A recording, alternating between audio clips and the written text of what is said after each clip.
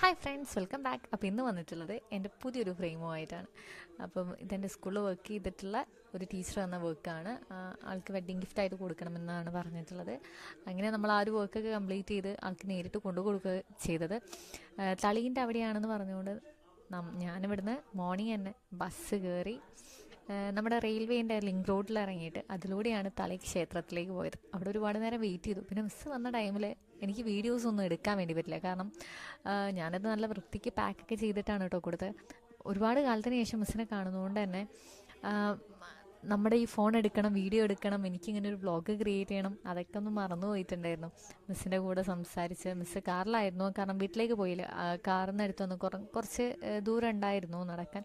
അപ്പോൾ അതുകൊണ്ട് മിസ്സ് എന്നോട് പറഞ്ഞത് ഇവിടെ നിന്നോളാനാണ് പറഞ്ഞത്, തളീൻ്റെ ഫ്രണ്ടിൽ. അങ്ങനെ വന്ന് സംഭവമൊക്കെ കൊടുത്തു. ആൾക്കിഷ്ടമായി, അടിപൊളിയായിട്ടുണ്ടെന്ന് പറഞ്ഞു.